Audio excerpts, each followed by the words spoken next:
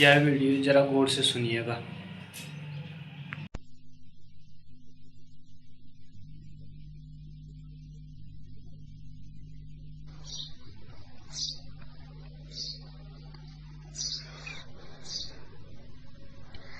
सब जग सोता सुध नहीं पावे, बोले सो सोता बरडावे। संशय मोह भरम की रैन, अंधधुंध हंसे होते हैं। जप तप संयम आचार, ये सब रूपने के व्यवहार। तीर्थ दान जग प्रतिमा सेवा, ये सब सुपना देवा देवा। कहना सुनना हार ओ जीत, पछा पछी सुपनों विपरीत। चार वरन हो आश्रम चार, सुपनायंतर सब व्यवहार। षट दर्शन आदि भेद भाव, सुपनांतर सब दर्शाव। राजा राणा तप बलवंता, सुपना माही सब बरतंता। पीर ओलिया सबे सयाना, ख्वाब माही बरते विधनाना। काजी सैयद ओ सुल्ताना, ख्वाब माही सब कर तपयाना। सांख जो गयो नोधा भक्ति, सुपना में सुपने कबीरती। काया कसनी दया धर्म, सुपना स्वर्ग और बंधन कर्म। काम क्रोध हत्या परनाश, सुपना माही नरक निवास। आदि भवानी शंकर देवा, ये सब सुपना लेवा देवा। ब्रह्मा विष्णु दश अवतार, सुपनायंतर सब व्यवहार। उद्भिज से दज जे रज अंडा, सुपन रूप बर ते ब्रह्मंडा। उपजे बरते अरु बिनसावे, सुपने अंतर सब दर्शावे। त्याग ग्रहण सुपना बहारा, जो जागे सो सबसे न्यारा।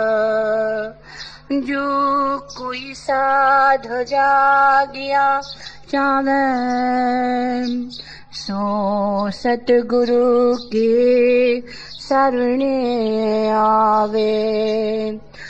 कृत कृत बिरला जोग सभागी, गुरुमुख चेत शब्द मुख जागी।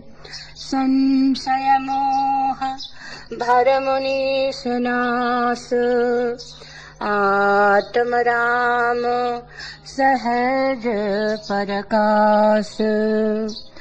राम संभाल सहज धर ध्यान, पाछे सहज प्रकाश ज्ञान। जन दरियाव सोई बड़ भागी,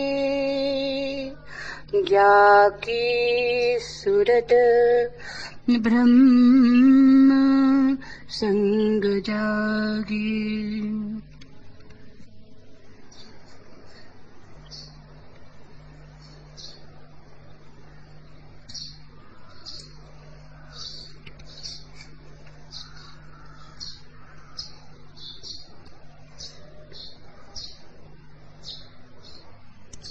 ज्वार उठा जब जब तूफानों में, तट मेरा मझधार हो गया। इसने छांव छूट गई हाथ से, छाया पथ अंगार हो गया। बेसुध सी रो पड़ी जिंदगी, स्वप्न पले के पले रह गए। नैन ज्योति हो गई पराई, दीप जले के जले रह गए। एक स्वप्न झूठा झूठा सा जीने का विश्वास दे गया।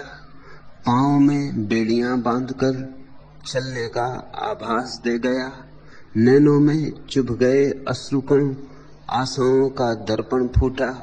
कदम बढ़ाते ही आगे को फिसले पांव, गीत घट फूटा।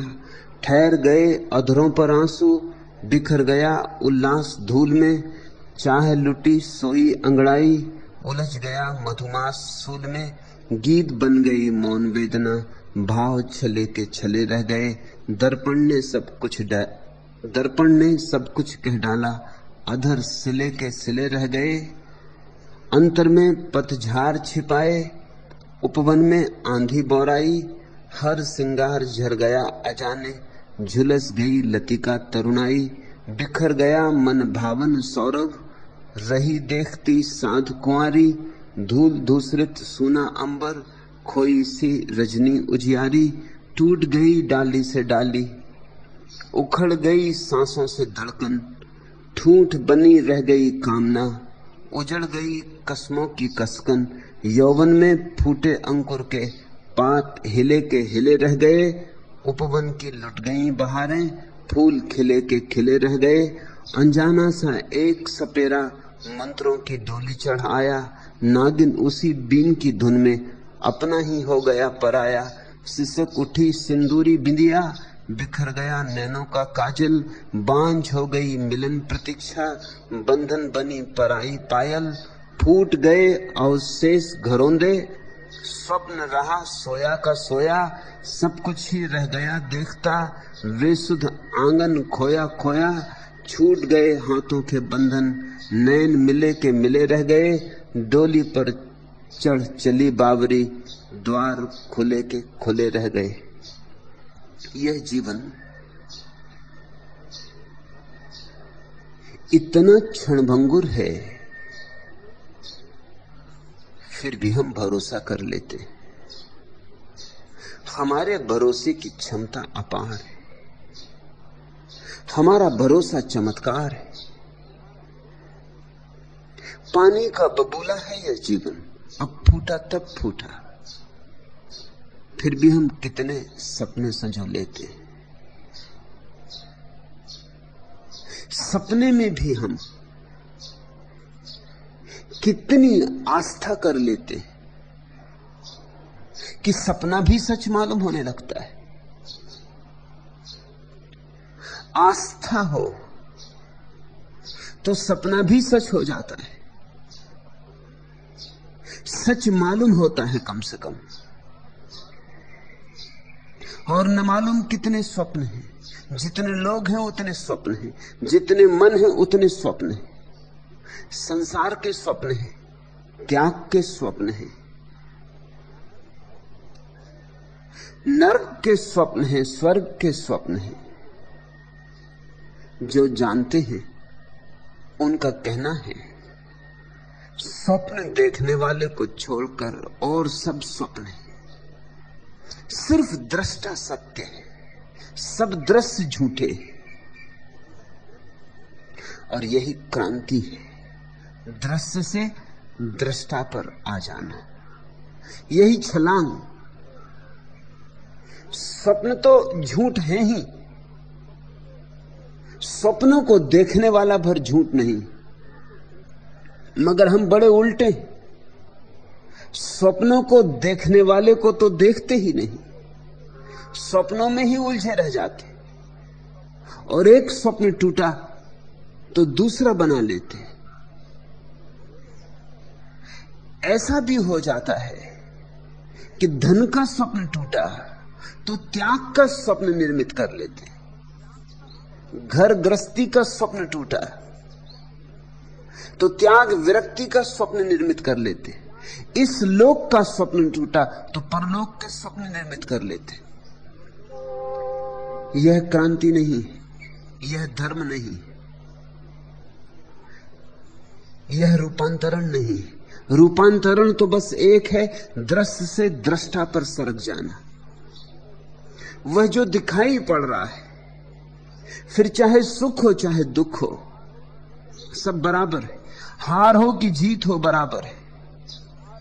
देखने वाला भर सच। देखने वाले को कब देखोगे? जिस दिन देखने वाले को देखोगे उस दिन जाग गए। जागरण का कोई और अर्थ नहीं है। जागरण का इतना ही अर्थ है कि दृष्टा स्वयं के बोध से भर गया। यही ध्यान, यही समाधि। और फिर देर नहीं लगती। अमी झरत विकसत कमल, झरने लगता अमृत, कमल खिलने लगते। तुम जागो भर, स्वप्न तुम्हें सुलाए। स्वप्नों ने तुम्हें मादकता दे दी, तुम्हारी आंखों को बोझिलता दे दी, तुम्हारी पलकों को स्वप्नों ने बंद कर दिया है। और तुम जानते भी हो, ऐसा भी नहीं कि नहीं जानते, ऐसा भी नहीं कि दरिया कहे तब तुम जानोगे। रोज कोई अर्थी उठती, मगर मन में एक भ्रांति बनी रहती कि अर्थी सदा दूसरे की उठती। और बात एक अर्थ में ठीक भी मालूम पड़ती, तुमने सदा दूसरे की अर्थी ही उठते देखी। कभी आ की, कभी बा की, कभी सा की। अपनी अर्थी तो उठते देखी नहीं। अपनी अर्थी तो तुम उठते कभी देखोगे भी नहीं, दूसरे देखेंगे। इसलिए ऐसा लगता है कि मौत सदा दूसरे की होती, मैं तो कभी नहीं मरता। तो भ्रांति को संजोए रखते हैं हम। हर आदमी ऐसे जीता है जैसे ये जीवन समाप्त ना होगा, ऐसे लड़ता है जैसे सदा यहां रहना है, ऐसा जूझता है कि रत्ती भर उससे छिन न जाए, जबकि सब छिन जाएगा। छूट गए हाथों के बंधन, नैन मिले के मिले रह गए। डोली पर चढ़ चली बावरी, द्वार खुले के खुले रह गए। यौवन के फूटे अंकुर के पात हिले के हिले रह गए। उपवन की लुट गई बहारें, फूल खिले के खिले रह गए। गीत बन गई मौन वेदना, भाव छले के छले रह गए। दर्पण ने सब कुछ कह डाला, अधर सिले के सिले रह गए। बेसुस सी रो पड़ी जिंदगी, स्वप्न पले के पले रह गए। नैन ज्योति हो गई पराई, दीप जले के जले रह गए। सब पड़ा रह जाएगा, दिए जलते रहेंगे तुम बुझ जाओगे, फूल खिलते रहेंगे तुम झड़ जाओगे। संसार ऐसे ही चलता रहेगा, सहनाइयां ऐसे ही बसती रहेंगी, तुम न होगे। वसंत भी आएंगे, फूल भी खिलेंगे, आकाश तारों से भी भरेगा, सुबह भी होगी, सांझ भी होगी, सब ऐसा ही होता रहेगा, एक तुम न होगे। ये एक कौन है जो कभी अचानक प्रकट होता जन्म में और फिर अचानक मृत्यु में विलीन हो जाता? इस एक को पहचान लो, इस एक को जान लो, इस एक की स्मृति जगा लो। जिसने इस एक को जान लिया उसका जीवन सार्थक है। अमी झरत विकसत कमल, और सब तो सोए हुए। दरिया कहते हैं सब जग सोता सुध नहीं पावे, अपनी सुध नहीं, सपनों की भली भांति सुध है। तुमने पुरानी कहानी सुनी ना, 10 आदमियों ने बाढ़ में आई हुई नदी पार की। गांव के गंवार थे,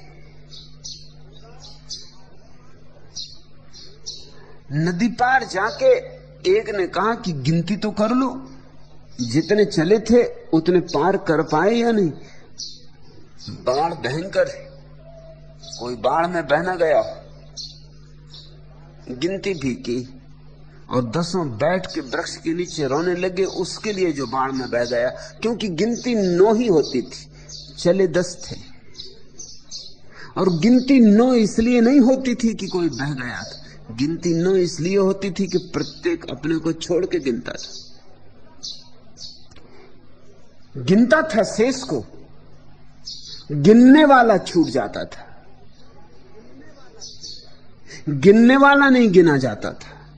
एक ने गिना, दूसरे ने गिना, तीसरे ने गिना, 10 ने गिना, तब तो बात बिल्कुल पक्की हो गई। भूल होती 100 होती, 200 होती, 10 से तो भूल न होगी। और सबका निष्कर्ष आया 9, तो जरूर एक साथी खो गया। 10 बैठकर रोने लगे। एक फकीर राह से गुजरता था, भले चंगे 10 आदमियों को रोते देखा, पूछा हुआ क्या, किस लिए रोते हो? उन्होंने कहा हमारा एक साथी खो गया, घर से 10 चले थे, अब हम 9। फकीर ने एक नजर डाली, 10 ही थे, पूछा जरा गिनती करो। देखी उनकी गिनती, समझ गया कि जो भूल पूरा संसार कर रहा है वही भूल ये भी कर रहा है। भूल कुछ नई नहीं, बड़ी पुरानी, बड़ी प्राचीन। जो इस भूल को करता है वही गंवार है, जो इस भूल को करता है वही अज्ञानी। जो इस भूल से बच जाता है उसी के जीवन में ज्ञान का सूर्य प्रकट होता है। अमी झरत विकसत कमल। फकीर हंसने लगा, खिलखिला के हंसने लगा। तो फकीर ने कहा तुम भी वही भूल कर रहे हो जो पहले मैं करता था, तुम वही भूल कर रहे हो जो सारा संसार करता है। तुम बड़े प्रतिनिधि हो, तुम बड़े प्रतीक रूप हो, तुम साधारण जन नहीं हो, तुम सारे संसार का निचोड़ हो। अब मैं तुम्हारी गिनती करता हूं, अब मेरे ढंग से गिनती समझो। मैं एक एक चांटा मारूंगा तुम्हें, जिसको चांटा मारूं पहले वो बोले 1, जब दूसरे को मारूं तो 2 चांटे मारूंगा तो वो बोले 2, तीसरे को मारूं तो 3 मारूंगा, वो बोले 3, ऐसे गिनती चलेगी। मस्त तड़ंग फकीर था, करारे चांटे मारे उसे, एक एक को छठी का दूध याद दिला दिया। और जब पड़ा चांटा तो गिनती उठी 1, पड़े 2 चांटे, गिनती उठी 2, और ऐसे गिनती बढ़ती गई। और जब 10 चांटे पड़े और गिनती उठी 10, तो उन 10 ने फकीर के पैर पकड़ लिए। उन्होंने कहा महाराज ठीक, पर तुम्हारा बड़ा धन्यवाद कि खोए को मिला दिया, कि डूबे को बचा लिया, कि जिसे हम समझते थे चूक ही चुके, उसे लौटा दिया। सद्गुरु सिर्फ चांटे मार रहे, करारे मारते, छठी का दूध याद आ जाए ऐसे मारते। लेकिन नींद गहरी है, कोई और उपाय नहीं। खूब झकझोरे जाओ तो ही शायद जागो, और एक बार अपनी गिनती कर लो तो बस शेष करने को कुछ भी नहीं रह जाता। सब जग सोता सुध नहीं पावे, बोले सो सोता बरनावे। और इस जगत में जो लोग बोल रहे, सो रहे हैं और बोल भी रहे हैं, आखिर वार्ता तो चली रही है, वो सब नींद में बड़बड़ा रहे हैं। तुम्हें यह भी कभी प्रतीति होती कि तुम जिन लोगों से बातें करते हो होश में कर रहे हो, करनी थी इसलिए कर रहे हो, करने में सार है इसलिए कर रहे हो, करने से किसी का लाभ है इसलिए कर रहे हो, कोई मंगल होगा, कोई कल्याण होगा, तुम किस लिए बातें कर रहे हो? बातों के लिए बातें चल रही, बातों में से बातें चल रही, बातों में से बतंगड़ बन जाते। तुम एक कहते हो, दूसरा दूसरी कहता है, खाली नहीं रह सकते। लोग दिन रात वार्ता में लगे, हाथ कुछ लगता नहीं। दरिया ठीक कहते हैं, नींद में बड़बड़ा रहे हो। तुम्हारे वचनों का कोई मूल्य नहीं, तुम्हारे शब्दों का कोई मूल्य नहीं, तुम्हारे शब्द निरर्थक, तुम्हारे वचन कूड़ा कचरा, क्योंकि तुम ही जागे नहीं हो। सिर्फ जागों के वचन में अर्थ होता है, क्योंकि अर्थ ही जागरण से जन्मता है। बुद्धों के वचनों में जीवन होता है, आत्मा होती। तुम्हारे वचन तो सड़ी हुई लाश है, जिनके भीतर कोई प्राण नहीं, तुम्हें ही पता नहीं है और तुम दूसरों को जना रहे हो। इस जगत में हर आदमी सलाह दे रहा है। कहते हैं दुनिया में सबसे ज्यादा जो चीज दी जाती है वह सलाह है, और सबसे कम जो चीज ली जाती है वह भी सलाह है। सब सलाह दे रहे हैं, कोई सलाह ले नहीं रहा है। तुम्हें मौका मिल जाए तो तुम चूकते नहीं, तुम चुप नहीं रहते। तुम्हें जिन बातों का पता नहीं उनके भी तुम उत्तर देते हो। तुमसे कोई पूछे ईश्वर है, तो तुम में इतनी भी ईमानदारी नहीं है कि कह सको कि मुझे मालूम नहीं। तुम्हारे तथाकथित धार्मिक लोगों से ज्यादा बड़े बेईमान खोजने कठिन। तुम तो छोटी मोटी बेईमानियां करते हो कि दो दो जोड़े और 5 कर लिए। तुम्हारी बेईमानियां तो बहुत छोटी छोटी, लेकिन तुम्हारे धार्मिक व्यक्तियों की, तुम्हारे पंडित पुरोहितों की, तुम्हारे मुल्ला मौलवियों की बेईमानियां तो बहुत बड़ी हैं। ईश्वर का कोई पता नहीं, और कहते हैं हां ईश्वर है, जोर से कहते हैं, छाती ठोक के कहते हैं कि ईश्वर है। ईश्वर को जाना है, बिना जाने कैसे कह रहे हो? और ये बेईमानी तो बड़ी से बड़ी हो गई, इससे बड़ी तो कोई बेईमानी नहीं हो सकती। और फिर ऐसे ही दूसरी तरफ दूसरे बेईमान हैं जिन्होंने जाना नहीं और कहते हैं ईश्वर नहीं।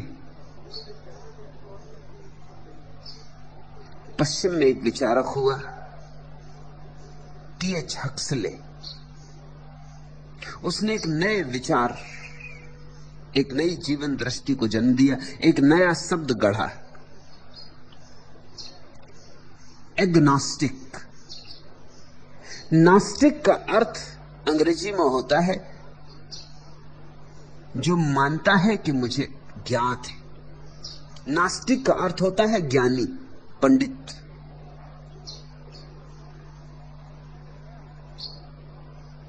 हक्सले ने नया शब्द गढ़ा, एग्नोस्टिक। हक्सले बड़ा ईमानदार आदमी था। उसने कहा मुझे मालूम नहीं है कि ईश्वर है, और मुझे यह भी मालूम नहीं है कि ईश्वर नहीं है। और लोग मुझसे पूछते हैं कि तुम कौन हो, आस्तिक हो कि नास्तिक, मानते हो कि नहीं मानते, ईश्वरवादी कि अनिश्वरवादी। मैं क्या कहूं। बड़ा ईमानदार आदमी रहा होगा, बड़ा खरा आदमी था। उसने कहा मुझे कोई नया शब्द गढ़ना पड़ेगा, क्योंकि लोग पूछते हैं कुछ न कहो तो अभद्रता मालूम होती, और लोगों ने तो सीधी कोटियां बांध रखी, या तो कहो नास्तिक या कहो आस्तिक, मगर दोनों हालत में झूठ हो जाता है। तो हक्सले ने सिर्फ 100 साल पहले एक नया शब्द गढ़ा, एग्नोस्टिक। एग्नोस्टिक का अर्थ होता है मुझे पता नहीं।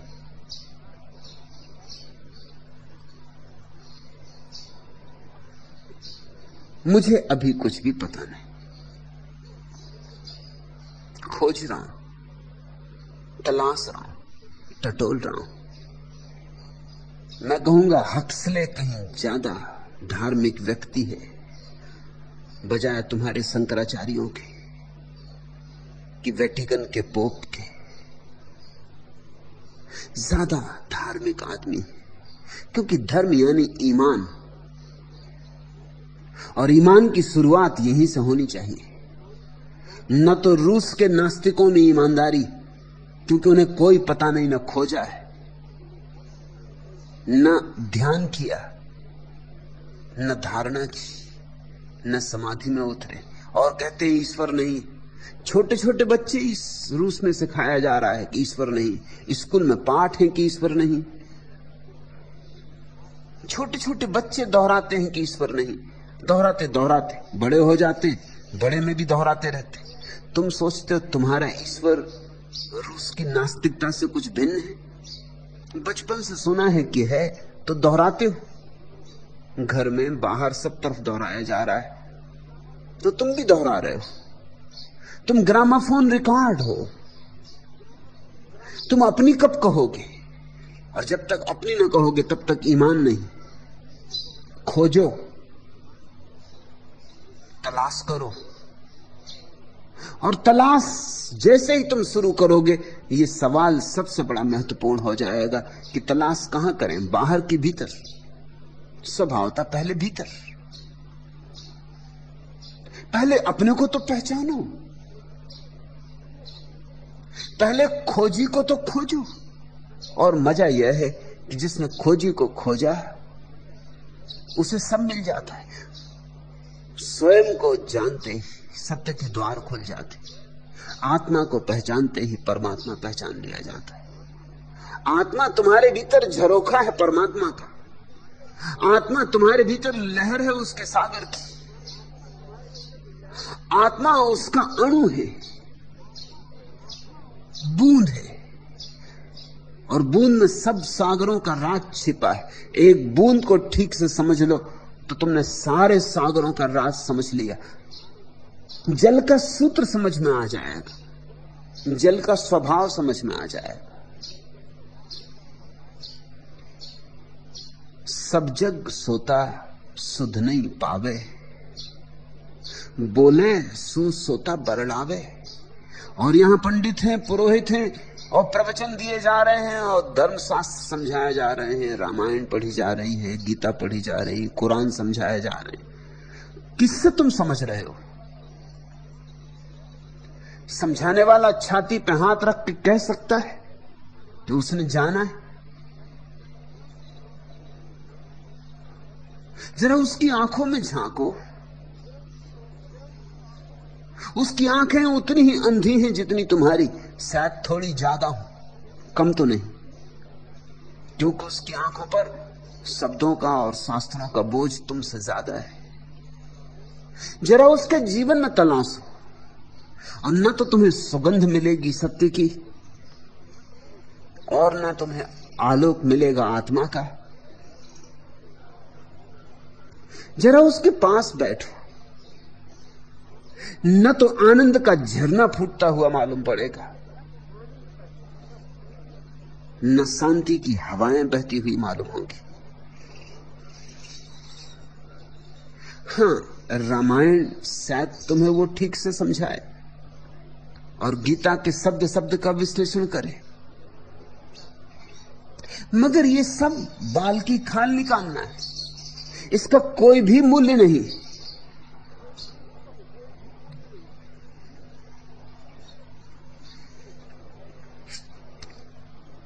कब आएगा नवल सवेरा, कब जागेगा सूरज मेरा, देख अंधेरे की तरुणाई, मन की चाह मिटी जाती, इंतजार करते करते सारी उम्र कटी जाती, जिधर देखता नैन उठाकर सघन बबूलों के कानन, पुष्प जले कुंजों में खिलकर मरुथल हरे हरे मधुबन, देख तपन सारी धरती की, मन की प्यास लुटी जाती, यही आस लेकर जीता था, चाह स्वयं वरदान बनेगी, तृष्णा की अनवरत साधना सावन का प्रतिमान बनेगी, देख पतझरों में सावन को घिरी घटा सिमटी जाती, सूरज बनकर उग आने का प्रण था जगते संकल्पों का, किंतु प्रकंपित नक्षत्रों सा मन अकुवाए वैकल्पों का, संशयवश चिंतन करते ही जीती गोट पिटी जाती है, नित्य भोर की किरण चूमकर सोए स्वप्न जगा जाती है, किंतु सांझ के सूनेपन में मौन वेदना छा जाती है, अंगुली पोर पोर गिनते ही थक कर स्वयं हटी जाती है, इतनी दूर आ गया चलकर फिर भी लक्ष्य न दिख पाता है, मेरे देव नैनों का दर्शन दुविधा बनकर भटकाता है, इंतजार करते करते ही सारी उम्र कटी जाती है। इंतजार ही इंतजार में उम्र को बिता दोगे, आशा ही आशा में उम्र को गंवा दोगे, या कि कुछ पाना है? पाना है तो कल पर मत छोड़ो, पाना है तो आज और अभी झांको, पाना है तो टालो मत, क्योंकि टालना सोने की एक प्रक्रिया है, टालना नींद का एक ढंग है, टालना नींद की दवा है, टालो मत, ये मत कहो कल, आज अभी, जागना है तो अभी, सोना है तो कल, जो सोया सो खोया, क्योंकि आज टालेगा कल पर, कल फिर टालेगा कल पर, टालना आदत हो जाएगी, इंतजार कहीं तुम्हारी आदत न हो जाए, जिसे पाया जा सकता है उसका इंतजार क्यों, जो तुम्हारे भीतर मौजूद है उसका स्थगन क्यों, अभी क्यों नहीं, उससे ज्यादा मूल्यवान और कुछ भी नहीं। सब टालो, आत्मबोध मत टालना, सब टालो, जागने की आकांक्षा मत टालना, सब टालो, जागने पर सारी ऊर्जा को उंडेल दो, क्योंकि एक क्षण भर को भी तुम जाग जाओ और सपने बिखर जाएं तो तुम्हारे जीवन में क्रांति उपस्थित हो जाएगी, फिर तुम वही ना हो सकोगे जो तुम थे, फिर तुम नए हो जाओगे, फिर तुम्हारा संबंध शाश्वत से जुड़ जाएगा। अमी झरत विकसत कमल, संशय मोह भरम की रैन, बड़ी अंधेरी रात है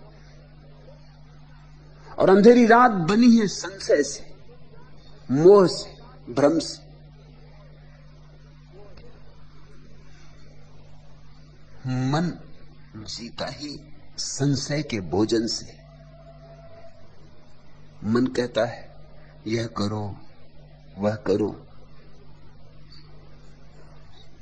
मन हमेशा यह या वह इसमें डोलता रहता है, मन कभी तय ही नहीं कर पाता। मन का तय करना स्वभाव नहीं, मन जीता ही अनिश्चय में।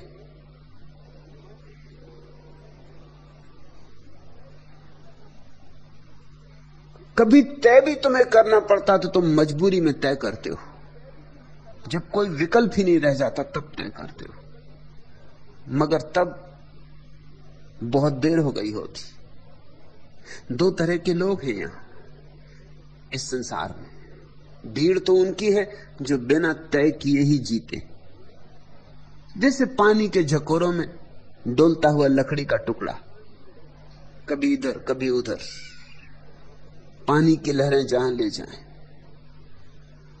न कोई किनारे का पता है, न कोई मंजिल का होश है, न कुछ अपना बोध है, लहरों के भरोसे,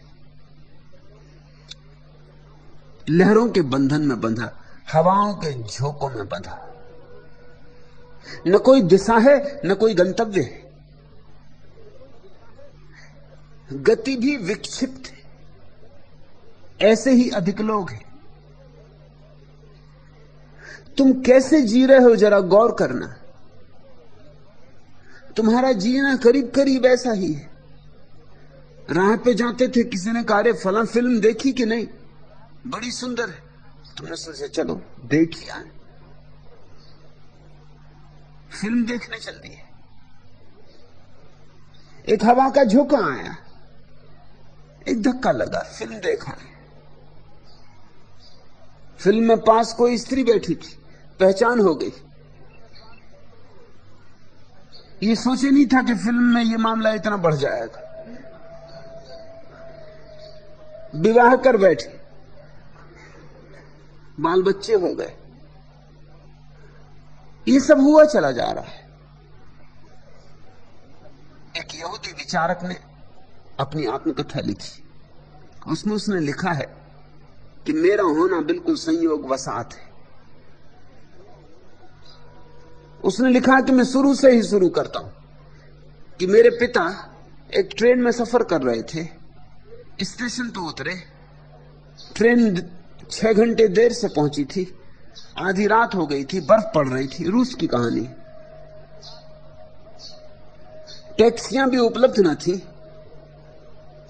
इतनी रात तक कोई टैक्सी ड्राइवर प्रतीक्षा करने रुका भी नहीं था। कोई और उपाय ना देखकर जो होटल के दरवाजे बंद हो रहे थे,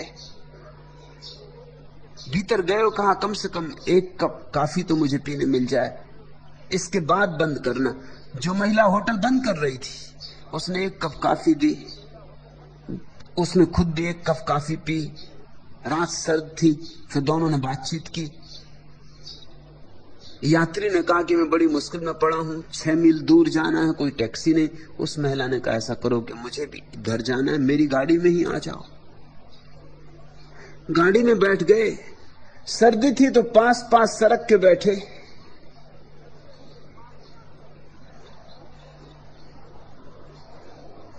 होटल बंद थी। मैनेजर कभी का घर जा चुका था।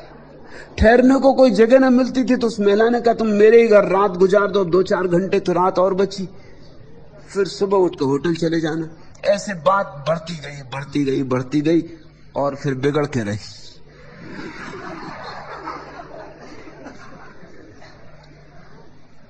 उस विचारक ने लिखा है, काश उस रात ट्रेन लेट ना होती तो मैं कभी पैदा ही ना होता, या कि होटल खुली मिल गई होती तो मैं पैदा ना होता, या कि एक आध टैक्सी ड्राइवर भूला भटका बैठा ही रह गया होता तो मैं पैदा ना होता, या कि स्त्री जो होटल बंद कर रही थी 1 क्षण पहले होटल बंद करके जा चुकी होती तो मैं कभी पैदा ही ना होता। बिल्कुल संयोग वसात मालूम होता है सब। तुम जरा अपनी जिंदगी गौर से देखो और तुम ऐसे ही संयोग पाओगे, ऐसे ही संयोगों का सिलसिला। इसको जिंदगी कहते हो? संयोग के सिलसिले का नाम जीवन नहीं। संयोग का सिलसिला तो एक धोखा है। संयोगों के सिलसिले से तो ज्यादा से ज्यादा एक स्वप्न पैदा हो सकता है, सत्य निर्मित नहीं होता। लेकिन मन का ढंग यही है, मन ऐसे ही जीता है। मन ऐसे ही अनिश्चय में डमाडोल होता रहता, अंधा, जैसे टटोलता टटोलता कुछ पकड़ लेता, पा लेता। ऐसी हमारी जिंदगी है। और जो हम पा लेते हैं वो भी मौत हमसे छीन लेती। संशय मोह भरम की रैन। हमारे मोह क्या है, हमारी आसक्तियां क्या है?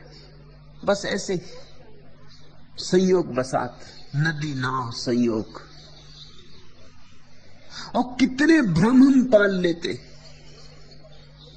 हमने एक दूसरे से कितनी आशाएं कर रखी, कितनी अपेक्षाएं कर रखी। ये भी नहीं सोचते कि दूसरा इन अपेक्षाओं को कभी पूरा कर पाएगा, इन आशाओं को पूरा कर पाएगा। और जब दूसरा पूरा नहीं कर पाता तो हम सोचते हैं बड़ा धोखा खाया, बड़ा धोखा दिया गया। कोई धोखा नहीं दे रहा है, तुम्हारी अपेक्षाएं ही ऐसी हैं जो कोई पूरी नहीं कर सकता। दूसरा भी तुम्हारे साथ इसीलिए है कि उसकी भी अपेक्षाएं हैं, तुम भी पूरी नहीं कर रहे हो। मोह है और मोह भ्रांतियां टूटती हैं रोज, मगर नए मोह हम बना लेते। ऐसे भ्रम, मोह, संशय, अनिश्चय की ये अंधेरी रात है। इस अंधेरी रात में हम खोज में लगे, किसको खोज रहे हैं ये भी पक्का नहीं।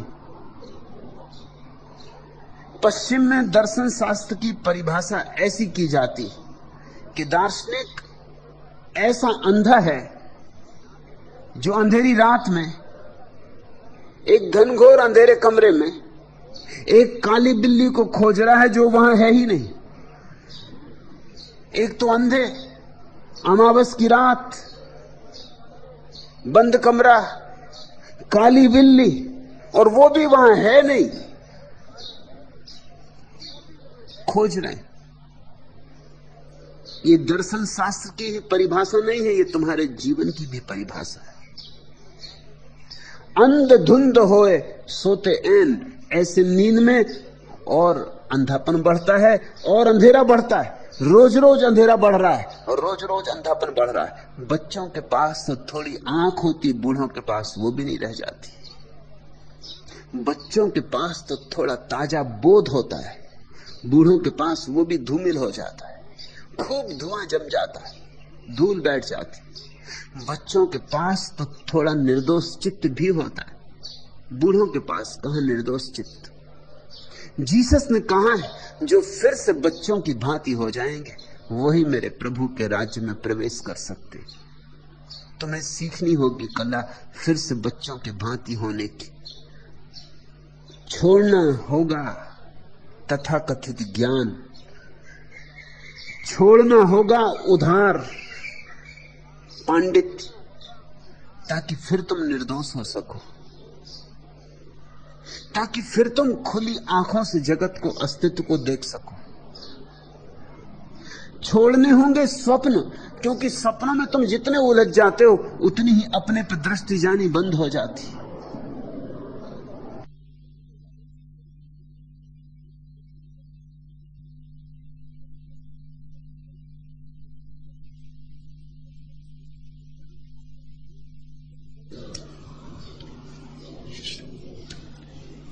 गागर तो बूंद बूंद रिसती ही जाती है, जीवन की आस किंतु वैसी की वैसी।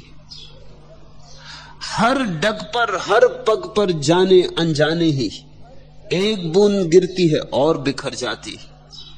फूटी सी गागर की छलना का रूप देख अधरों की प्यास तनिक और सिहर जाती है। रूप की दोपहरी तो ढलती ही जाती है, तरुणाई प्यास किंतु वैसी की वैसी है। गागर तो बूंद बूंद रिसती ही जाती है, जीवन की आस किंतु वैसी की वैसी है। चाहों का मरुथल जब पीता अंगारों को, नैनों का रत्नाकर और उमड़ पड़ता है। ढलती हैं संध्या की घड़ियां तब चुपके से, आशा का सूरज जब और तेज चढ़ता है। संध्या तो रोज रोज आकर छल जाती है, अनबोली सांस किंतु वैसी की वैसी है। गागर तो बूंद बूंद रिसती ही जाती है, जीवन की आस किंतु वैसी की वैसी। बासंती मौसम में साख साख जागे जब, फूल सी उमंग और रह रह कर बढ़ती है। अभिशापों की करवट लेकर तब अंगड़ाई, पतझड़ का हाथ पकड़ धीमे से चढ़ती है। पखुरियां टूट टूट बिखरी ही जाती हैं, धूल की सुवास किंतु वैसी की वैसी है। गागर तो बूंद बूंद रिसती ही जाती है, जीवन की आस किंतु वैसी की वैसी, और जीवन रोज चुका जा रहा, जीवन रोज बहा जा रहा। जागो, समय रहते जागो, पीछे बहुत पछतावा होगा। लेकिन फिर पछतावे में भी कुछ सार नहीं। जब तक शक्ति है जागो। और कल का क्या पता, अगले क्षण का भी पता नहीं है। श्वास जो बाहर गई भीतर आएगी भी, इसका भी पक्का नहीं। इसलिए जागो, क्षण भर भी मत टालो, इसी क्षण जागो। जब तक संयम और आचार, यह सब सुपने के व्यवहार, बड़े क्रांतिकारी वचन, सीधे साधे मगर आग के अंगारों जैसे। तुम्हारा जप, तुम्हारा तप, तुम्हारा संयम, तुम्हारा आचार, सब सपने का व्यवहार है। क्योंकि जागते तो तुम हो ही नहीं। जैसे सोए सोए दुकान करते हो, वैसे ही सोए सोए मंदिर भी जाते हो। दुकान भी सपना, तुम्हारा मंदिर भी सपना। चलो ऐसा कर लो कि दुकान अधार्मिक सपना और मंदिर धार्मिक सपना। भोजन भी करते हो सोए सोए, उपवास भी करते हो सोए सोए, नींद तो टूटती ही नहीं, ध्यान तो उठता ही नहीं, आत्मबोध तो जगता ही नहीं। तो तुम्हारा जप भी व्यर्थ है। देख लो, तुम जप करने वालों को माला जपते रहते, माला फेरते रहते, माला भी फेरते रहते, नजर भी रखते हैं कि दुकान पे कोई ग्राहक धोखा ना दे जाए, नौकर कुछ पैसा ना मार दे, माला भी जपते रहते, कुत्ता घुस जाता उसको भी भगा देते, माला भी जपते रहते हैं, आंखों से इशारा भी करते रहते हैं कि देखो कौन आया कौन गया। तुम्हारी नींद कैसी है? तुम राम राम भी जपते रहते हो और भीतर हजार हजार सपने और हजार हजार विचार भी चलते रहते, और राम राम ऊपर और भीतर सारा उपद्रव। जब तब संयम और आचार। तुम चाहो घर छोड़ के भाग जाओ, शरीर को सुखा लो, सिर के बल खड़े रहो, जंगल की गुफाओं में रहो, भूखे प्यासे रहो, कुछ फर्क ना पड़ेगा। तुम चाहे दुर्जन से सज्जन हो जाओ, चोरी ना करो, बेईमानी ना करो, तो भी कुछ फर्क ना पड़ेगा। दरिया कहते हैं फर्क तो सिर्फ एक बात से पड़ता है, वह ध्यान की लपट तुम्हारे भीतर पैदा हो। ये दरिया का जोर समझना किस बात पर है। दरिया ये नहीं कह रहे हैं कि चोरी करो, ख्याल रखना, ये नहीं कह रहे हैं कि संयम मत साधना, तुम्हारी मौज, तुम्हें जो सपना देखना हो देखना। कुछ लोग पापी होने का सपना देखते हैं, कुछ लोग पुण्यात्मा होने का, तुम्हारी जो मौज। दरिया तो ये कह रहे हैं कि हमारी तरफ से दोनों सपने। रात एक आदमी सोता है और चोरी का सपना देखता है कि पहुंच गया, खोल लिया खजाना, अरबों खरबों का रुपया सरका दिया, और एक आदमी रात सपना देखता है कि सब त्याग कर दिया, नग्न दिगंबर होकर जंगल में साधना को चल पड़ा। तुम सोचते हो उन दोनों के सपने में सुबह कुछ फर्क होगा? जब दोनों जागेंगे, अपनी अपनी खाट पर पड़ा हुआ पाएंगे, न तो खजाने वाले के हाथ में खजाना है और न जंगल जो गया था वो जंगल पहुंचा। दोनों सपने देख रहे थे। क्या तुम ये कहोगे कि जिसने सन्यास लेने का सपना देखा उसने अच्छा सपना देखा, और जिसने चोरी का सपना देखा उसने बुरा सपना देखा? क्या सपने भी अच्छे और बुरे हो सकते?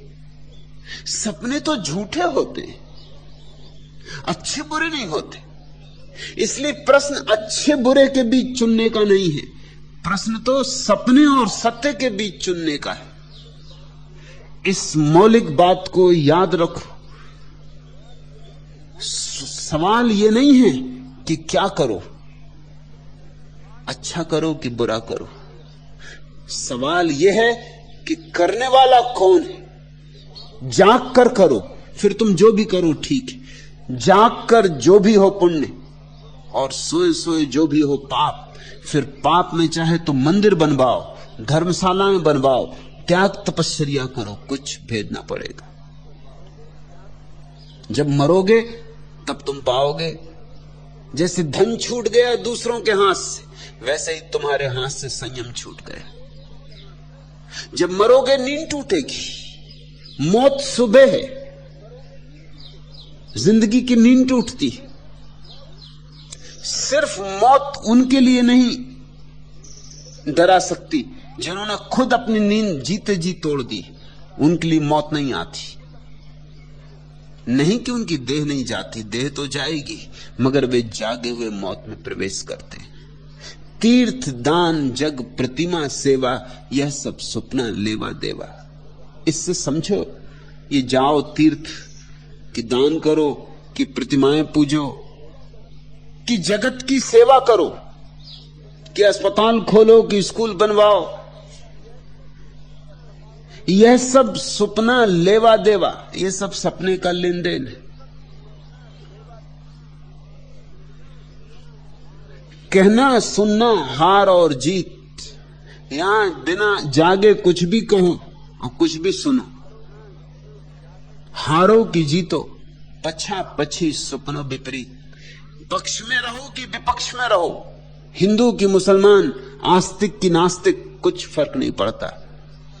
सब स्वप्न का लोक है। चार वर्ण और आश्रम चार, फिर चाहे ब्राह्मण समझो अपने को, चाहे शूद्र, फिर चाहे जवान समझो अपने को, चाहे व्रत, चाहे ग्रस्त, चाहे वानप्रस्थ, चाहे सन्यासी, कुछ फर्क ना पड़ेगा। सुपना अंतर सब व्यवहार, सट दर्शन आदि भेदभाव, सुपना अंतर सब दर्शाओ। फिर तुम चाहे दर्शन शास्त्रों में कोई चुन लो, वेदांती हो जाओ, कि जैन हो जाओ, कि बौद्ध हो जाओ, कि सांख्य को मानो, कि योग को, कि वैशेषिक को, कि तुम्हारी जो मर्जी हो, कोई भी दर्शन शास्त्र चुन लो, मगर ये सब सपने का खेल है।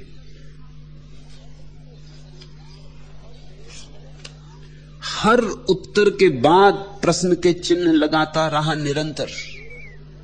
इसीलिए मेरे अंतर का अंतर प्रश्नाकार हो गया।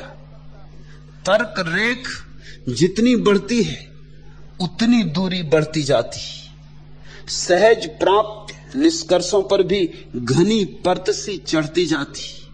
मुख में नैन, नैन में ज्योति, ज्योति में ही विश्व समाया। कैसे कह दूं सत्य जगत है, कैसे कह दूं केवल माया।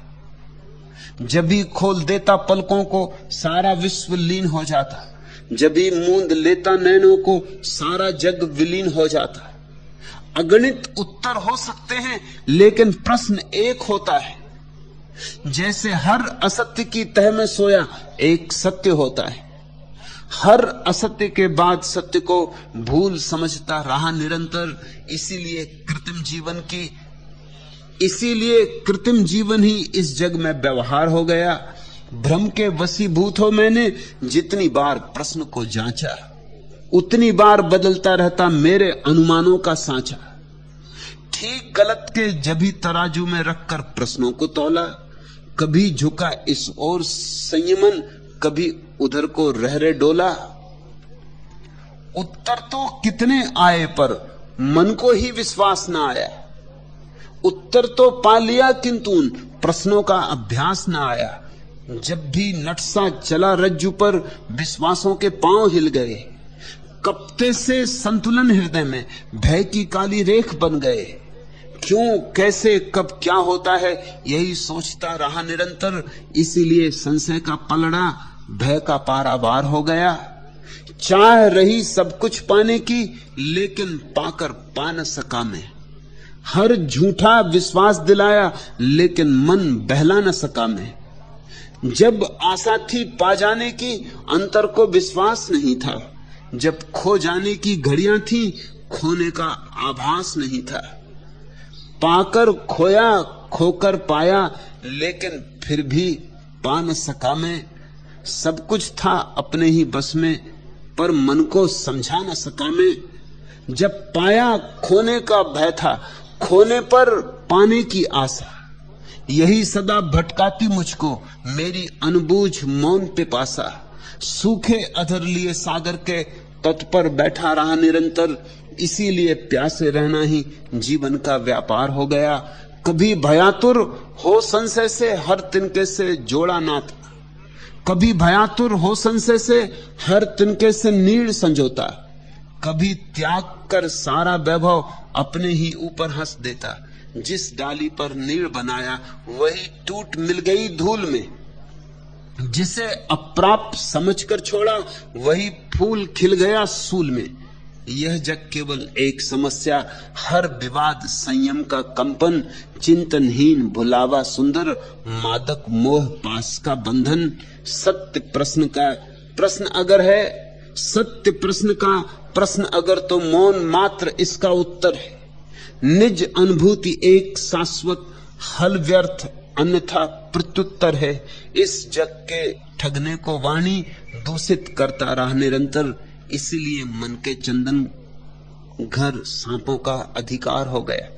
करो अनुमान, तुम्हारे सारे दर्शन शास्त्र अनुमान है, अनुभव नहीं। अनुभव का कोई शास्त्र नहीं होता, अनुभव का कोई दर्शन नहीं होता। जहां दर्शन है वहां दर्शन शास्त्र नहीं होता। अनुभूति तो बंधती ही नहीं शब्दों में, सिद्धांतों में। दरिया ठीक कहते हैं, सट दर्शन आदि भेदभाव। ये जो 6 दर्शन है ये सिर्फ भेदभाव है। सुपना अंतर सब दर्शाओ, राजा रानी तप बलबंता। ख्याल रखना, तुमसे ऐसा तो कहा गया है बार बार कि क्या होगा सम्राट होने से, क्या होगा साम्राज्य होने से। धन का संग्रह कर लिया तो क्या फायदा। लेकिन दरिया और गहरी बात कहते हैं। दरिया कहते हैं राजा रानी तप बलवंता। राजा रानी होने से तो कुछ होते नहीं, बड़े तपस्वी भी हो जाओ, महातपस्वी भी हो जाओ तो भी कुछ नहीं होता। सुपना माही सब बर्तनता, ये सब व्यवहार स्वप्न में चल रहा है। पीर औलिया सबे सयाना, ख्वाब माही बरते विधिनाना। काजी सैयद और सुल्ताना, ख्वाब माही सब करत पयाना। सांख जोग और नौदा भक्ति, सुपना में इनकी एक वृत्ति। कहते हैं कि सांख्य का अपूर्व शास्त्र, योग की तपश्चर्या, 9 प्रकार की भक्तियां, ये सब सपने की ही वृत्तियां हैं। ऐसे क्रांतिकारी वचन बहुत मुश्किल से खोजे खोजे नहीं मिलते। क्यों इन सबको स्वप्न की वृत्ति कहते हैं दरिया? अनुभव मात्र स्वप्न है, क्योंकि अनुभव तुमसे अलग, अनुभोक्ता सत्य है। समझो, ध्यान में बैठे, भीतर प्रकाश ही प्रकाश हो गया, तो तुम्हारे भीतर 2 हैं अब। एक वह जो जानता है कि प्रकाश हो रहा है, और एक वह जो तुम्हारे भीतर प्रकाश की भांति प्रकट हुआ है।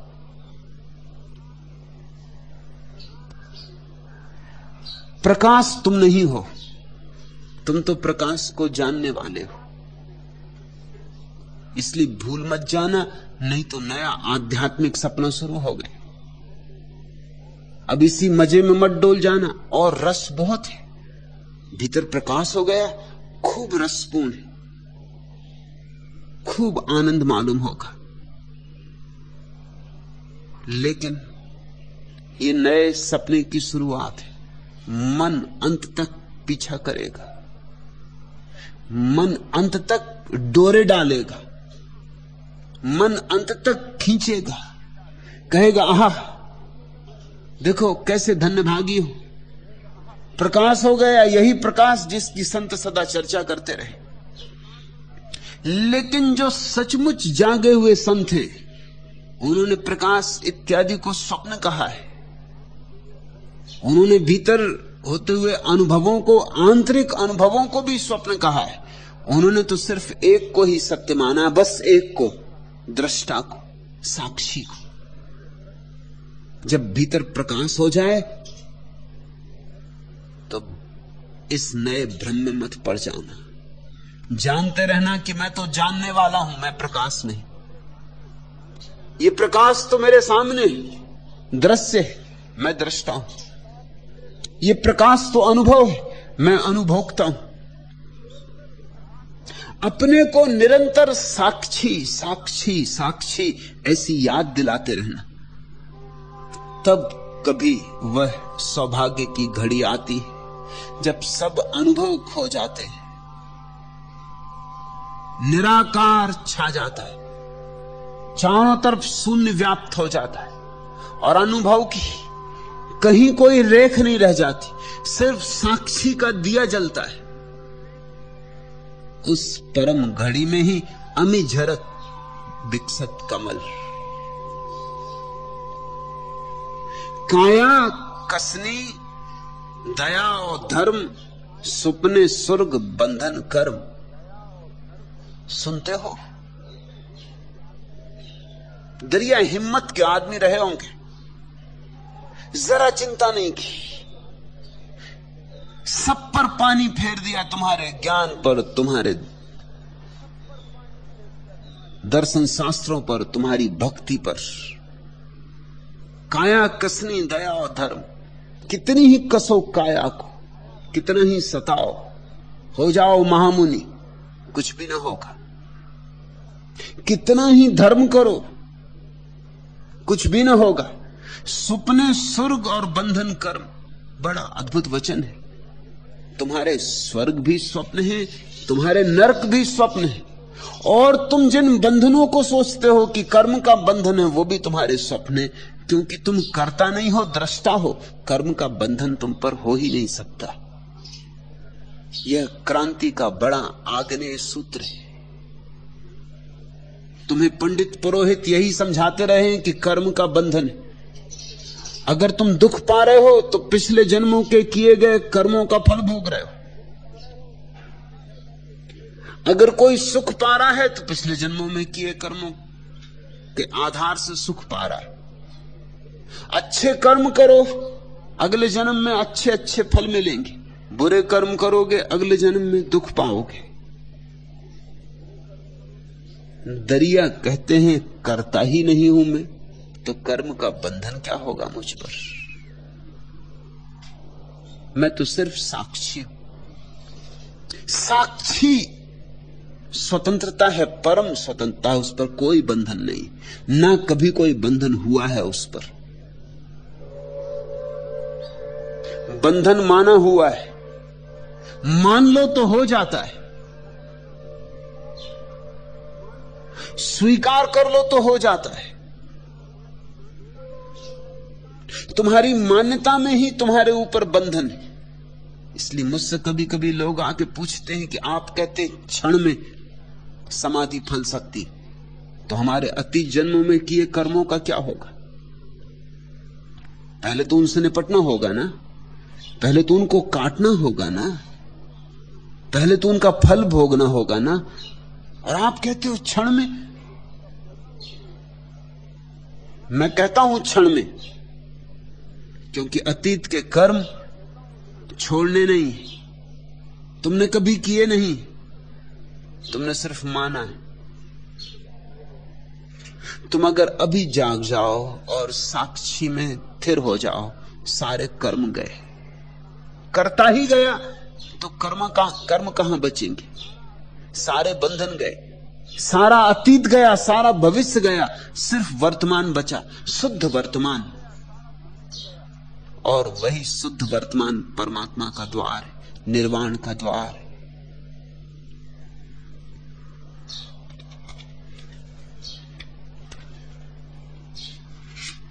हम संसार में भी सपने सजाते हैं, हम परलोक के भी सपने सजाते हैं। हमने सपने ही सपने बसा लिए। तुम न अगर मिलते तो मेरे गीत कुंवारे ही रह जाते। कौन स्वप्न की माला मेरी हृदय लगा हंसकर अपनाता है? कौन गीत में चुपके छिपकर अपने रस में अधर मिलाता है? कौन अर्चना के फूलों को अपने आंचल में रख देता है? कौन उन्हें श्रृंगार बनाकर अपना जीवन धन कह देता? तेरा मधुर समर्पण ही तो मेरे याचक मन की थाती। नेह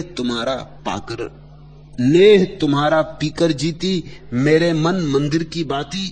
प्राणों का जलना ही जीवन, जलता जीवन एक कहानी, जिसका है हर पृष्ठ वेद सा, पावन ज्यों गंगा का पानी। जब रिश्ता है प्यार तुम्हारा, बह उठती गीतों की धारा। तुम न अगर बनते पीड़ा तो आंसू ही खारे रह जाते। किसके पनघट पर जाकर मैं जीवन की आशा कह पाता? दर दर प्यास लिए फिरता मैं, हर दहरी पर ठोकर खाता। कौन मुझे चंदन सा छूकर मादक मस्ती से भर देता? सम्मोहन में मुझे डुबाकर अपनी बाहों में भर लेता। मादक गंध तुम्हारी पीकर पतझर भी मधुमास बन गया।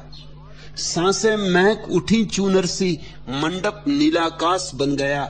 हरित वृक्ष बन गए बराती, कोकिल की कुजी सहनाई। कलित कल्पना की गीतों से अनदेखी हो गई सगाई। कितना मादिक मिलन तुम्हारा, कितना अभिनव सृजन तुम्हारा। तुम न अगर बनते वसंत तो मनसिज अंगारे रह जाते। किसके कुंतल मेघ सांवरे देख नाच उठता मयूर मन। पीला दर्द हरा रखने को कब आता ले जलधर सावन। मेरे प्यासे अधर बावरे भैरव राग नित्य दोहराते। झूले पड़ते नहीं डाल पर, सूखे स्वर मल्हार न गाते। तुम आए तो थिरक उठा मन, छाए रस में काले बादल। कजरारे केसों का सौरभ घुलकर बना नयन में काजल। तन भी बहका मन भी बहका, बहक उठी चंचल पुरवाई। मधु रसाल बन जागी सुधियां, ने हुआ मादक अमराई। तुम बरसे तो सुधियां सरसी, तुम हरसे तो बूंदें बरसी। तुम न अगर बनते सावन तो अंकुर अनयारे रह जाते। तुम न अगर मिलते तो मेरे गीत कुंवारे ही रह जाते। यह बात दोनों जगत पे लागू है। इस जगत में भी प्रेमी और प्रेसी इसी तरह के सपने सजा रहे हैं, और उस जगत में भी भक्त और भगवान इसी तरह के सपने सजा रहा है। जैसे प्रेमी और प्रेसी इस जगत के सपने संजाते हैं, ऐसे ही भक्त भगवान के साथ उस जगत के सपने संजाता है। दरिया तो उठा के तलवार तुम्हारे सब सपने तोड़ देते। नवदा भक्ति, तुम्हारे भक्ति के मीठे मीठे रंग रूप सब व्यर्थ है। तुम्हारे विचार ही स्वप्न नहीं है, तुम्हारे भाव भी स्वप्न है। तुम्हारा मस्तिष्क ही व्यर्थ नहीं है, तुम्हारा हृदय भी व्यर्थ है। मस्तिष्क सबसे ऊपर, उसके नीचे भाव हृदय, और उससे भी नीचे छिपा हुआ साक्षी है। दरिया तो कहते हैं बस साक्षी के अतिरिक्त और कहीं शरण नहीं। बुद्धम शरणम गच्छामि, बुद्ध की शरण जाता हूं मैं। किसी ने बुद्ध से पूछा, आप तो कहते हैं किसी के शरण जाने की जरूरत नहीं, लोग आपके ही चरणों में आके सिर रखते हैं और कहते हैं बुद्धम शरणम गच्छामि, आप रोकते क्यों नहीं? तो बुद्ध ने कहा वो मेरी शरण नहीं जाते, बुद्धम शरणम गच्छामि। बुद्धम का अर्थ होता है जागरण, साक्षी, बोध। मैं तो प्रतीक मात्र, मैं तो बहाना। वे बुद्धत्व की शरण जाते। दरिया भी कहते हैं बस एक ही शरण पकड़ो, साक्षी की। साक्षी को पकड़ते ही तुम भी बुद्ध हो जाओगे। उससे कम पे राजी नहीं कोई समझौता करने को दरिया राजी नहीं है। समग्र क्रांति के पक्षपाती है। काम क्रोध हत्या परनाश, तुम थोड़ा चौंकोगे भी। वो कहते हैं काम क्रोध हत्या परनाश, सुपना माही नरक निवास। ये भी सब स्वप्न है कि तुमने काम किया, कि क्रोध किया, कि हत्या की, वो भी स्वप्न है।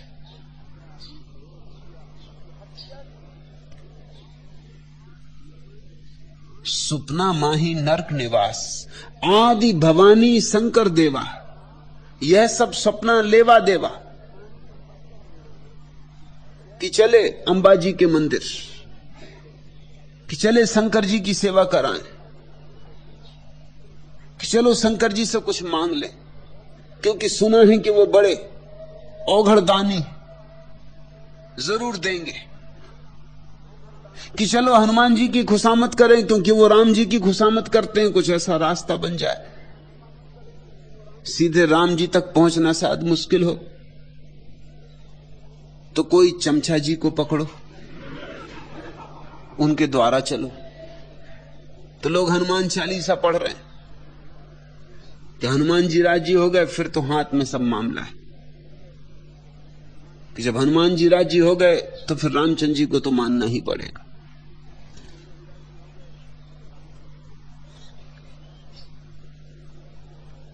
ये सब तुम्हारे मन के ही चाल है।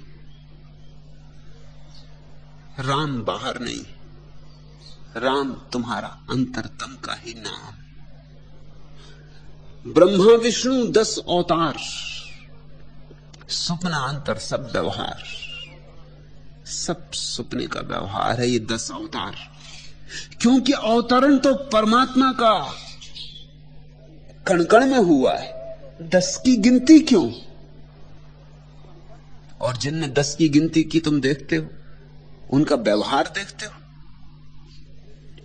मछुए को तो उन्होंने कछुए को तो मान लिया कि भगवान का अवतार है, लेकिन मछुए को नहीं मान सकते। कछुए को मान सकते हैं कि भगवान का अवतार है, लेकिन शूद्र को नहीं मान सकते। ये भी खूब, पशुओं को मान सकते हैं भगवान का अवतार, मनुष्यों को नहीं मान सकते। कछुए को भगवान का अवतार मानने वाले लोग महावीर को, मोहम्मद को, क्राइस्ट को अवतार नहीं मान सकते। औरों की तो बात छोड़ दो। सब मान्यता के जाल है, अनुमान है, कल्पना के फैलाव है, और कल्पना को जितना उड़ा सकते हो। परमात्मा तो उतरा है सब में, मुझ में, तुम में, वृक्षों में, नदी पहाड़ों में। परमात्मा का अवतरण तो समस्त अस्तित्व में हुआ है। ये सारा अस्तित्व परमात्मा रूप है। इसमें तुम 10 की गिनती क्या करते हो? यहां गिनती करने का सवाल ही नहीं। यहां तो अनगिनत रूप से परमात्मा मौजूद है, क्योंकि सभी उसकी अभिव्यक्तियां हैं, सभी गीत उसके, सभी कंठ उसके। ब्रह्मा विष्णु 10 अवतार, सुपनांतर सब व्यवहार। उद्भिज सेदज जेरज अंडा, सुपन रूप बरते ब्रह्मंडा। स्वेदज हो, पिंडज हो, अंडज हो, कैसे भी कोई पैदा हुआ हो, ये सारा ब्रह्मांड एक स्वप्न से ज्यादा नहीं। इस ब्रह्मांड को स्वप्न समझो, ताकि तुम अपने साक्षी की तरफ चल सको। इस ब्रह्मांड को जिस दिन तुम पूरा पूरा स्वप्न समझ लोगे, तुम्हारी पकड़ छूट जाएगी, और पकड़ के छूटते ही साक्षी में थिर हो जाओगे। उपजे बरते अरु बिन सावे, ये सारा जगत स्वप्न है, ऐसा कहने का कारण क्या? इसके बाद इस बात को कहने के लिए प्रमाण क्या?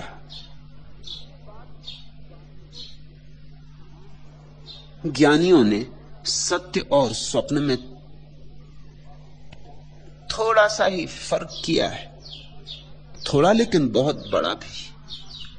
स्वप्न की परिभाषा जानने वालों ने की है, वह जो पैदा हो, रहे और मिट जाए।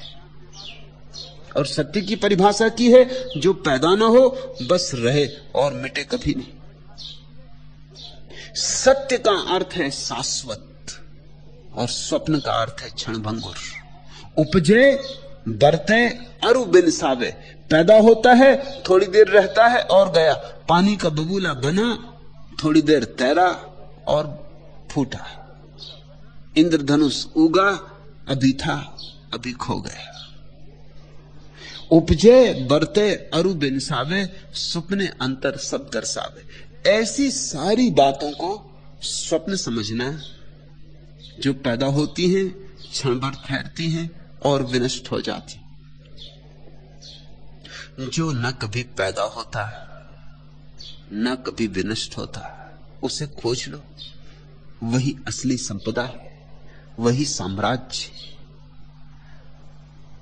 साक्षी कभी पैदा नहीं होता और साक्षी कभी मरता नहीं।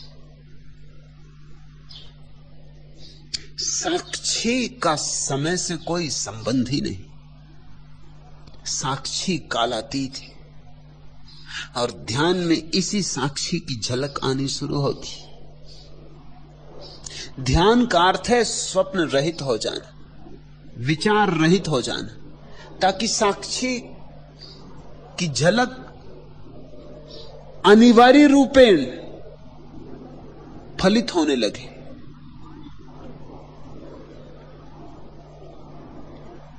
त्याग ग्रहण सुपना व्यवहारा, जो जागे सो सबसे न्यारा। अनूठी बात कहते हैं दरिया। यही मैं तुमसे कह रहा हूं रोज। कहते हैं त्याग ग्रहण सुपना व्यवहारा। भोगी भी सपने में, योगी भी सपने में, क्योंकि त्याग और ग्रहण दोनों ही स्वप्न का व्यवहार। कोई कहता है मेरे पास लाखों है और कोई कहता है मैंने लाखों त्याग दिए। दोनों में तुम फर्क मानते हो? इंच भर भी फर्क नहीं, रत्ती भर भी फर्क नहीं। एक कहता है लाखों मेरे, मैं मालिक। दूसरा भी यही कह रहा है कि मैं मालिक, मैंने लाखों छोड़ दिए, मेरे थे तभी तो छोड़ दिए।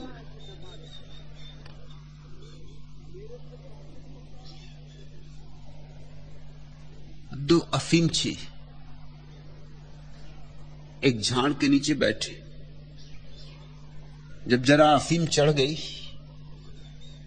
रात है सुंदर, आकाश में पूर्णिमा का चांद है, चांदनी बरसती, चारों तरफ चांदी ही चांदी। एक अफीमची ने कहा, दिल होता है रात को इस चांद को, इस चांदनी को, सबको खरीद लूं। दूसरे ने थोड़ी देर सोचा और उसने कहा कि नहीं, ये नहीं हो सकता। पहले ने कहा क्यों नहीं हो सकता? उसने कहा मुझे बेचना ही नहीं। मैं बेचूं तब तो तुम खरीदो ना, कैसे ही खरीद लोगे? रात, चांद, चांदनी, अफीमची खरीद और बेच रहा है।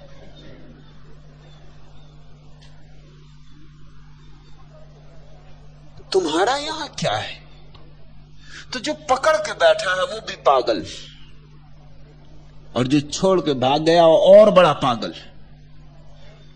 जहां हो बिना पकड़े मजे से रहो, सब सपना है। साक्षी के बोध को जहां रहो वहीं जगाए रहो।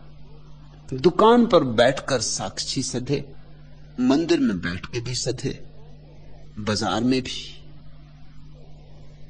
साक्षी की स्मृति सघन होती जाए, धीरे धीरे सब पकड़ना छोड़ना छूट जाए। पकड़ना भी छूट जाए, छोड़ना भी छूट जाए, तब तुम जानना कि तुम सन्यासी हो।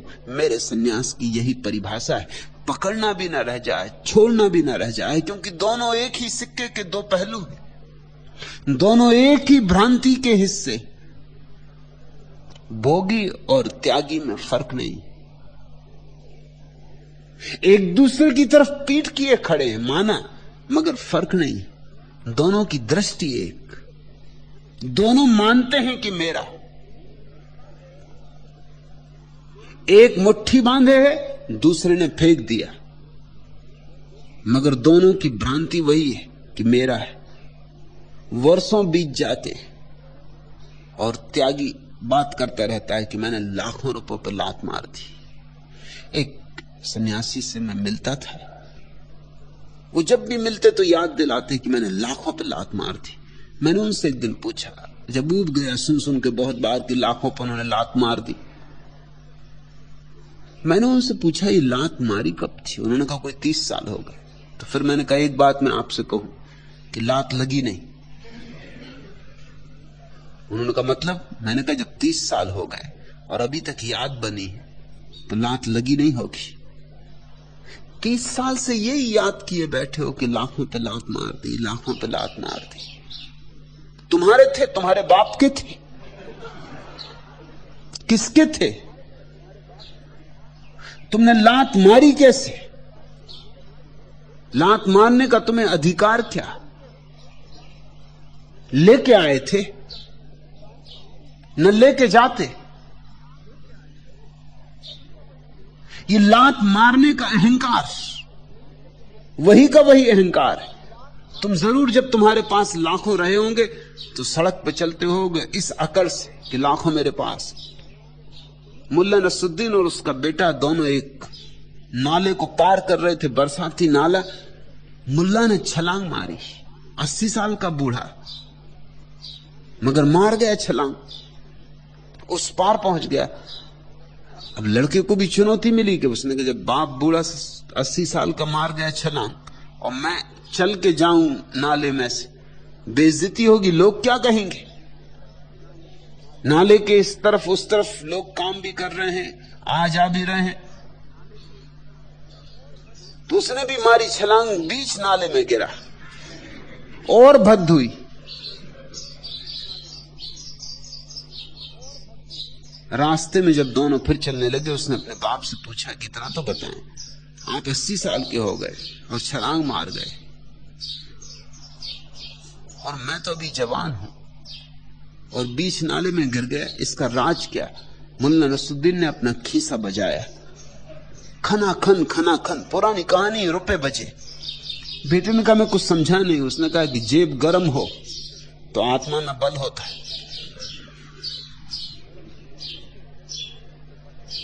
तेरी जेब में क्या है? खाली जेब, खोखी आत्मा। गिरा बीच तक पहुंच गया, यही चमत्कार।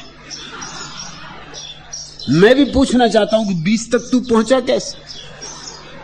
मैं तो 100 नगद कलदार जब तक खीसे में न रखूं घर से नहीं निकलता। गर्मी रहती, शान रहती, अकड़ रहती, बल रहता, जवानी रहती। लोगों के पास धन होता है तो उनकी चाल और होती। तुमने भी गौर किया, जब खीसे में रुपए होते हैं तुम्हारी चाल और होती, जब खीसे में रुपए नहीं होते तुम्हारी चाल और होती। अभी तक ना ख्याल किया हो तो अब करना। जब आदमी पद पर होता है तब उसकी चाल देखो। इस संबंध में बड़ी खोजबीन की गई और यह पाया गया है कि जब तक लोग पद पर होते तब तक ज्यादा जीते और पद से हटते ही जल्दी मर जाते। पश्चिम में इस पर काफी शोध काम हुआ है और शोध के ये नतीजे हैं कि जब लोग अवकाश प्राप्त करते हैं तो उनकी उम्र 10 साल कम हो जाती। हैरानी की बात। कोई कलेक्टर था, कोई कमिश्नर था, कोई चीफ मिनिस्टर था, कोई प्राइम मिनिस्टर था, कोई राष्ट्रपति था, फिर अवकाश लिया। जब तक कलेक्टर था एक गर्मी थी। मुल्ला नसरुद्दीन की कहानी ऐसी ही नहीं। चलता था, लोग नमस्कार करते थे, झुक झुक जाते थे। रोब था, मैं कुछ हूं, ये बल था। जीने के लिए कुछ आधार था। फिर यही कलेक्टर रिटायर हो गए। अब इसको कोई नहीं पूछता, रास्ते से गुजर जाता है, लोग नमस्कार भी नहीं करते, घर में भी लोग नहीं पूछते, क्योंकि जब तक ये कलेक्टर था पत्नी भी आदर देती थी। अब पत्नी भी डांटती कि नाक खांसते खकारते बैठे रहते, कुछ करो। बच्चे भी नाराज होते कि बूढ़े से कब छुटकारा हो, कि हर चीज में अड़ंगेबाजी करता। अड़ंगेबाजी करेगा, उसकी जिंदगी भर की आदत है। कलेक्टर था, हर काम में अड़ंगेबाजी करता रहा, वही उसकी कुशलता थी। सरकारी अफसरों की कुशलता ही एक है कि जो काम 3 दिन में हो सके वो 3 साल में न होने थे। उसमें ऐसे अड़ंगे निकाले, ऐसी तरकीबें निकालें, फाइलें इस तरह घुमाएं कि भबर खाती रहें।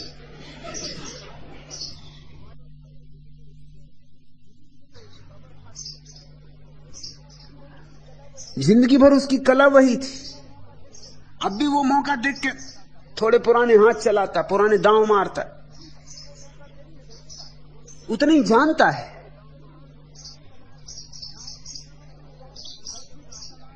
हर चीज में सलाह देता है। जमाना गया उसका, जमाना बदल गया, अब उसकी सलाह किसी काम की भी नहीं। उसकी सलाह जो मानेगा पिद्दी की तरह पिटेगा जगह जगह। अब उसके बेटे उससे कहते तुम शांत भी रहो, माला ले लो, पूजा करो, घर में पूजा गृह बनवा दिया है, वहां बैठा करे। मगर वो घर भर में नजर रखता है। वो सोचता है उसके पास भारी ज्ञान है, जीवन भर का अनुभव है, कोई उसके पक्ष में नहीं। मोहल्ले पड़ोस में लोग उसके पक्ष में नहीं। जिससे भी बात करता है वो बचना चाहता है, क्योंकि काम क्या है इससे बात करने का। यही लोग एक बात करने को भी राजी नहीं। पत्नी भी इसको मानती थी पहले, इसको थोड़ी मानती थी। वो जो हर महीने तनख्वाह आती थी उसको मानती थी। अब तनख्वाह भी नहीं आती, अब नई साड़ियां भी नहीं आती, अब नए गहने भी नहीं आते। अब इसको मानने से मतलब क्या है? अब तो एक ही आशा है, ये किसी तरह विदा हो जाए। तो जो बीमा करवाया है,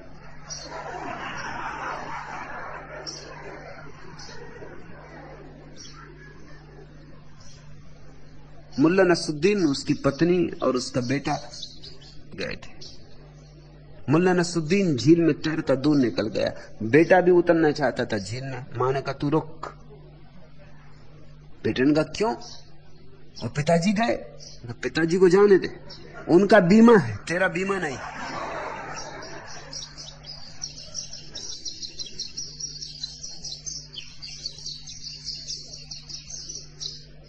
कल मैं एक कहानी पढ़ रहा था,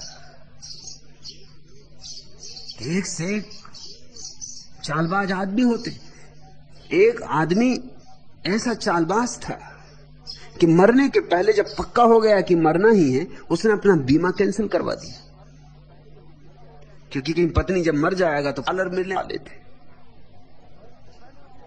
मरने के पहले उसने अपना बीमा ही कैंसिल करवा दिया। जब पक्का हो गया और डॉक्टर ने कह दिया कि बस 2-4 दिन के मेहमान हो, तो उसने पहला काम यह किया कि अपना बीमा कैंसिल करवा दिया। मगर पत्नी भी एक ही घाक थी, पति को दफनाया नहीं। अमेरिका में तो पति को दफनाते, जलवाया। और आंख का जो बीमा होता है उससे पैसे वसूल किए, जल के मरा।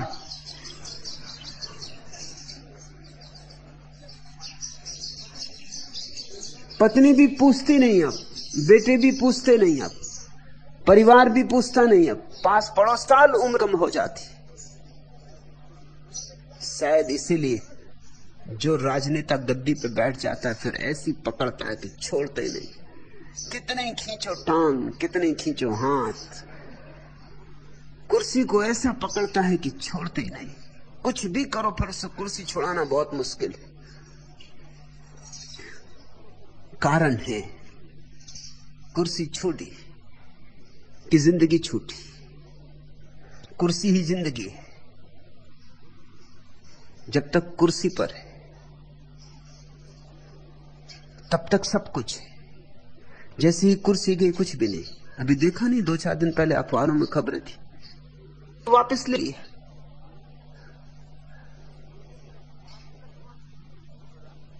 भूतपूर्व राष्ट्रपति की ये हालत हो जाती।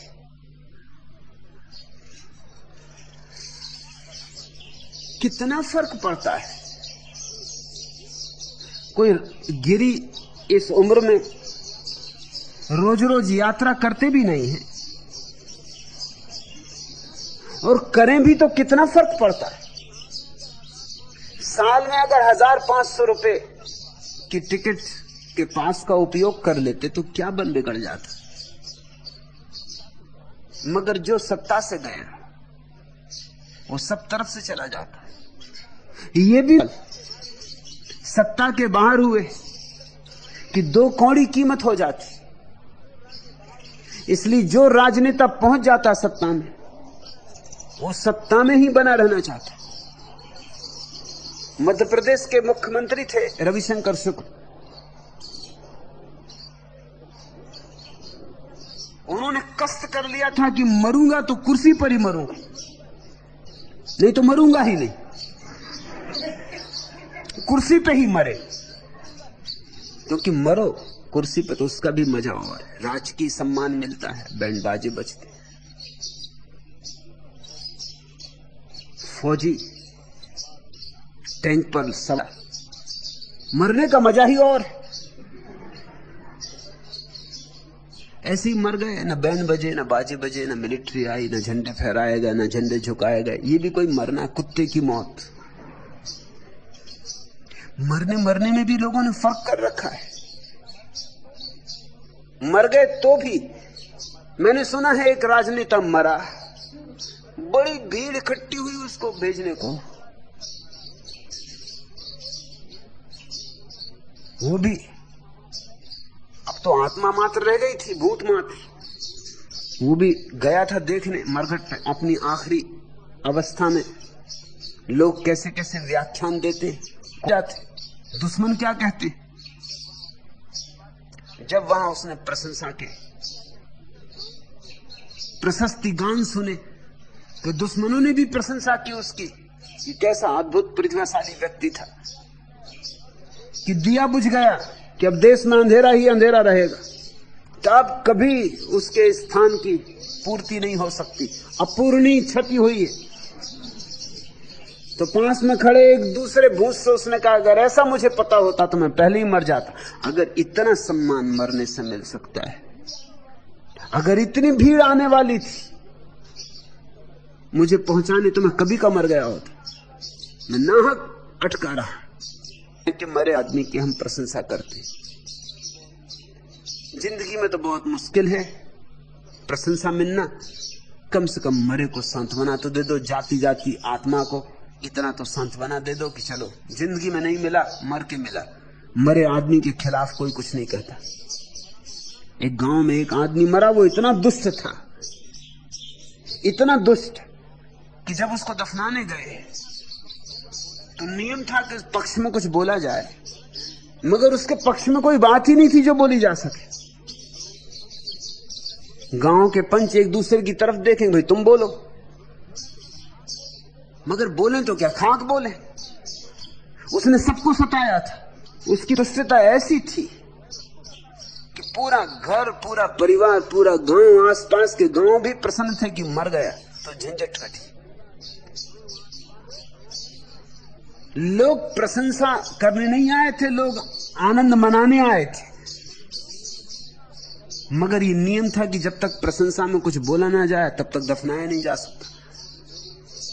आखिर गांव के लोगों ने प्रार्थना की गांव के पुरोहित से, भैया तुम ही कुछ बोलो, तुम तो बड़े बक्कार कि तुम तो शब्दों की खाल निकालने में बड़े कुशल, इस आदमी में कुछ खोजो, कुछ भी इसकी प्रशंसा करो। पुरोहित भी खड़ा हुआ, वो भी कुछ समझ नहीं पाया कि क्योंकि अभी इसके 7 भाई और जिंदा हैं, उनके मुकाबले ये देवता था।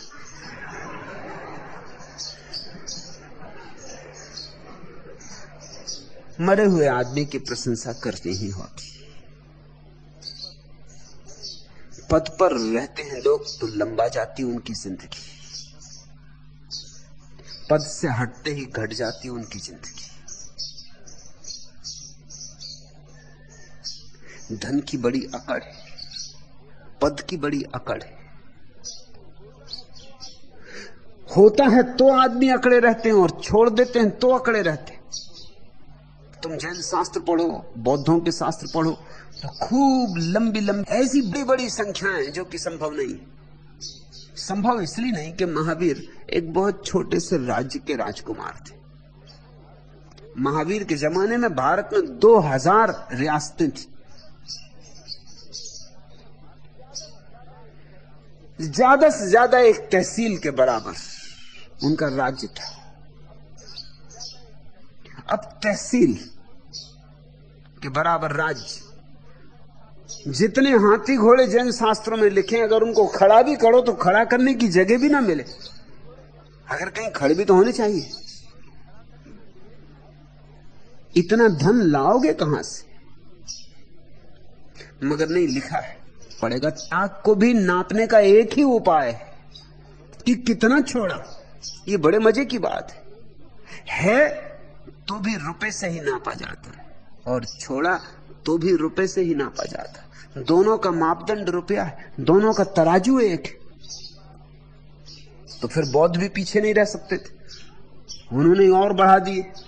जब अपने हाथ में है संख्याएं लिखना तो रखते जाओ शून्य, आगे बढ़ाते जाओ शून्य पर शून्य। कोई किसी से पीछे नहीं। महाभारत का युद्ध कुरुक्षेत्र में हुआ, 18 अक्षौणी सेना। कुरुक्षेत्र छोटा सा मैदान है, प्रेम करना भी आसान नहीं। आखिर तलवार वगैरह चलाने को थोड़ी जगह भी तो चाहिए, नहीं तो खुद ही की तलवार खुद ही को लग जाए कि अपने वालों के ही गर्दन कट जाए। अगर घोड़े, रथ दौड़ाने इत्यादि के लिए कुछ स्थान तो चाहिए। कुरुक्षेत्र के मैदान में 18 अक्षौणी सेना, पागल हो गए। लेकिन उसको बड़ा युद्ध बताना है, महाभारत, उसको बड़ा युद्ध बताना, छोटा मोटा युद्ध नहीं।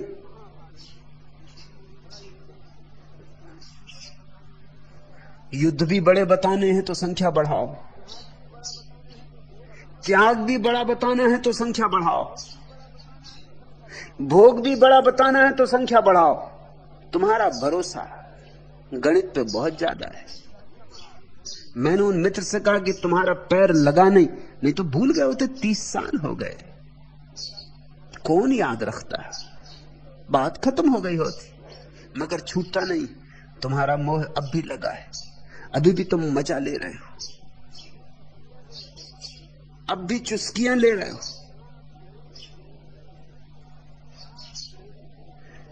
त्याग ग्रहण सुपना व्यवहारा, जो जागे सो सबसे न्यारा।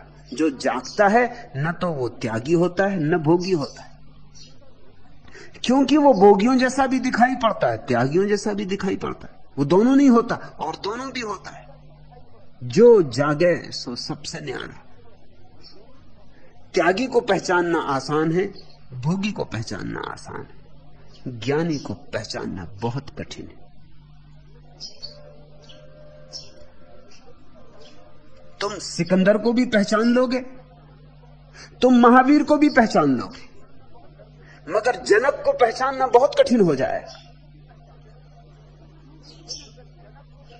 क्योंकि जनक रहते तो सिकंदर की दुनिया में और रहते महावीर की तरह। जनक का जीवन न तो त्याग है न भोग है, वरन साक्षी भाव है। इसलिए मैंने जनक अष्टावक्र का जो संवाद हुआ उसको महागीता कहा है। कृष्ण और अर्जुन के संवाद को मैं सिर्फ गीता कहता हूं,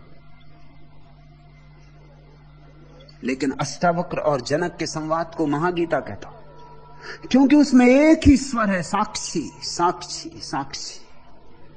न छोड़ना न पकड़ना, बस देखने वाले हो जाना। छूटे तो छूट जाए, पकड़ में आ जाए तो पकड़ में आ जाए, लेकिन भीतर न पकड़ने की आकांक्षा है, न जीवन।